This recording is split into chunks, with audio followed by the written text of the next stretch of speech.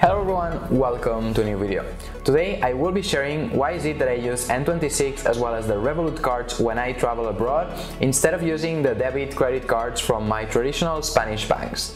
I'm saying Spanish banks, but actually you could extrapolate this probably to most traditional banks also in other countries. Small spoiler, it has to do with saving money while traveling, so if this is something that you're interested on, then make sure to stick around. Before I start, what can you expect from this video? Besides a very quick introduction to N26 and Revolut, we will also be comparing the fees for transactions in other currencies of Revolut, N26 as well as traditional banks. And in addition, we will also be comparing the fees to withdraw cash in ATMs abroad of also these three banks. But with that said, let's go and dive into the topic. Firstly, Revolut is a fintech company, which in other words, it offers different financial services related to banking. In fact, it holds a valid banking license for Lithuania and also some other countries. Personally, I'm just using the prepaid card services / the app, but I also have an IBAN from Lithuania there, which I don't know if technically it means that I hold a bank account in Lithuania. Regardless of that, I just use Revolut as kind of a prepaid card, and the two main uses that I use it for are first to pay online with the one-time virtual cards, which basically means that those cards are only valid to pay that one time and afterwards no longer valid. So even if somebody steals my details, they won't be able to make purchases with it. I find this super useful. And the second main use is to pay when I'm traveling, which is precisely what I will be getting into in today's video. As you might be familiar with, when you use your debit credit card to pay abroad or in a different currency from that of your account, you very often need to pay fees. It is not always the case, but it is very common. To begin with, let me show you how much traditional banks charge you for this currency conversion, and then we will go into N26 and Revolut. I took three of the main banks in Spain, which in this case I selected BBVA, Banco Sabadell and Santander, which already before I begin I can tell you that it wasn't easy to find the information on the fees that they charge, which is already a very bad sign in my opinion that they are trying to hide the information, because as you will see now, the fees that they charge are pretty high. In BBVA and Banco Sabadell, to pay with your card in another currency, the commission is of 3% of the amount after applying the exchange rate, and they usually take that of the MasterCard or Visa, depending on the card that you are using. For Santander, it is only of 1% with a minimum of 1.2 euros per transaction. This, although at first sight it might seem a bit better, it might not always be the case, because if you make just a small purchase of let's say 20 euros, which in my case this would be very often the case, I usually don't make such large purchases, they will charge you already the flat fee of 1.2 euros, which would then mean a commission with this example of 20 euros of 6%. Then of course if you make larger purchases, the commissions are lower than with the other two banks. Still though, a pretty substantial amount paid in fees. If we then take N26, which is a pretty new, only digital and cool bank in my opinion, they don't charge fees and they just use the MasterCard exchange rates. What about Revolut? With it, in the app itself, you can have multiple currencies at the same time. So if you are planning to travel to a different country, you should first exchange the currency and afterwards you can pay with a card. How much does Revolut charge for this currency exchange? According to them, they charge 0 fees whenever you exchange during the week, which is when the forex market is open. However, as we will see shortly, they just give you the exchange rate that Revolut wants to give you, and they don't even mention which one it is. They just say that they check with different providers and they offer you the best one. The exchange rate, I can tell you that it's not the best, at least not when I have done the live tests. During the weekends then, the exchange rate, or the exchange fee, sorry, is of 1%, and they do that because the forex market then is closed and they want to avoid then having some gaps when the market opens and losing money in the process. On top of that, it is important to mention that there is a limit on the free exchanges, which is set at 1,000 euros per month. After that, there is a 0.5% exchange fee which applies to the standard plan, which is basically the free option, which is the one that I'm mostly talking about in this video. My advice would be that if you travel abroad and you expect to spend more than these 1,000 euros, you start exchanging in the months before just to reach the limit and not have to pay the 0.5% extra fee. So let's say for instance that you are planning on traveling this December to Thailand and you expect to spend around 3,000 euros in the local currency. then I would recommend that you start already exchanging maybe 1,000 euros in October, another 1,000 euros in November, and then another 1,000 in December, just to make sure that you don't pay this 0.5% additional fee for exceeding the maximum. Of course, you never know how the currency exchange rates will fluctuate. Usually they are relatively steady unless some catastrophe happens, and yeah, of course you can always lose a bit or win a bit, but at least this way you avoid this 0.5% fee. Now that you know the theory, let's check reality and see how the different fees look like.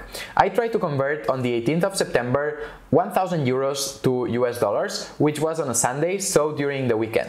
In that case, with the Revolut exchange rates, 1 euro was equal 0.9998 US dollars, and then on top of that I needed to pay 10 euros, which corresponds to the 1% fee for exchanging currency during the weekends, because the 18th of September was during the weekend.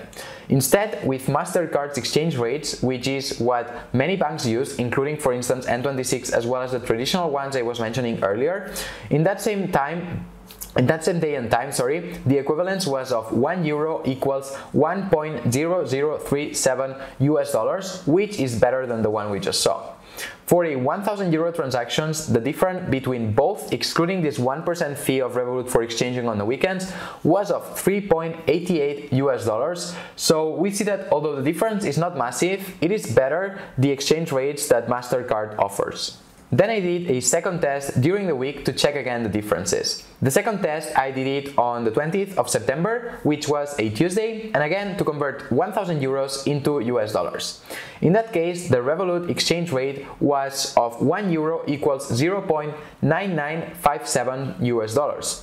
And since it was during the week, there were no additional fees. Instead, with MasterCard's exchange rates in that same day and time, the equivalence was of 1 euro equals 1.003 US dollars, which is again better.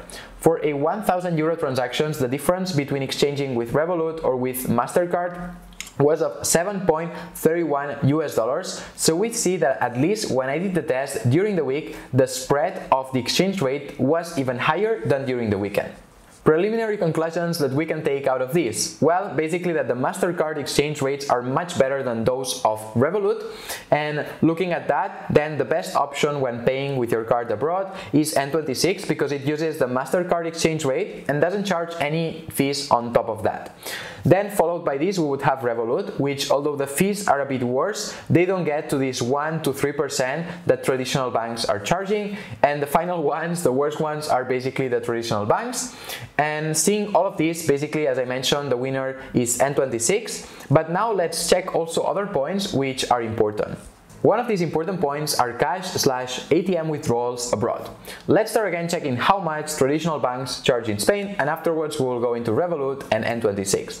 Bank Sabadell, for instance, charges a 4.5% commission, with the minimum they charge being 4 euros for each withdrawal. On top of that, you need to very often add the fee from the ATM itself, and this will apply for any of the options that I will mention right now. Then with BBVA, the ATM withdrawals have again a fee of 4.5%, with the minimum they charge being 3.5 euros per withdrawal. And finally we have the Santander Bank, which charges 5%, with the minimum fee being 3 euros per withdrawal. In the case of N26, they charge for the basic account, basically the free account, a 1.7% flat fee for ATM withdrawals.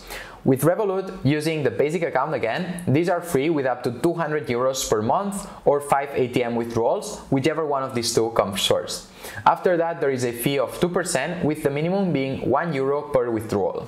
On the topic of ATM withdrawals, for me the clear winner is Revolut, at least for my personal uses when traveling. Usually I try to pay everything by card, but it's good to have some cash on the sideline just in case you are not able to pay with your card. With 200 euros in cash, in my experience, it's much more than enough, of course in the local currency. I traveled, for instance, to Norway very recently, and there I didn't even withdraw any cash because I knew that there you can pay everything by card, which was the case. I didn't need cash at all. But when I traveled earlier this year to Canada, I also withdrew some cash, and in that case it was super useful because to pay for the campsites I could only pay in cash, so that was really helpful. I spent there 2 weeks and the 200 euros were more than enough. Actually, I ended up having to pay for the supermarket and other things with the cash just to make sure that I used it all before leaving Canada. The next point is the sign-up process. Comparing the traditional banks, N26 and Revolut, the easiest and fastest sign-up process is definitely Revolut. Within 5 to 10 minutes you already have your account set up.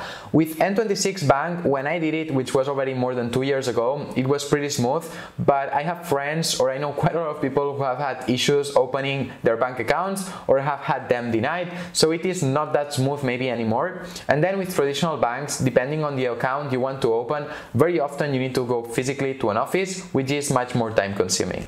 Finally, we have the availability of the service, because traditional banks usually just operate in Spain or maximum in a few other countries, and then the fees might be different because I just listed here in this video the fees that traditional Spanish banks are charging.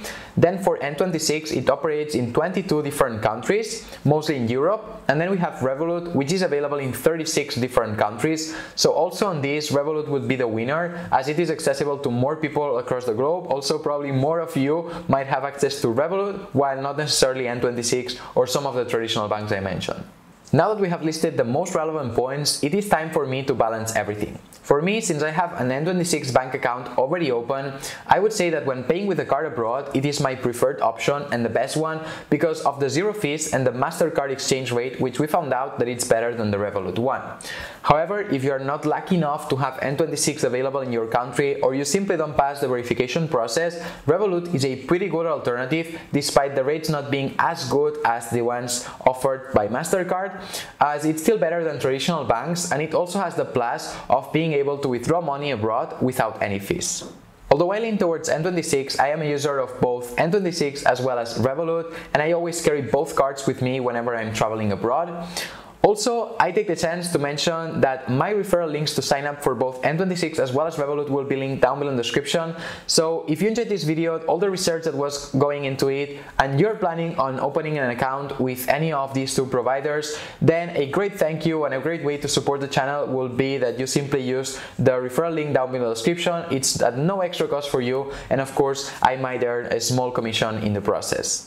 With that said, that was it. What about you? Which one do you prefer? Revolut, N26 or traditional banks?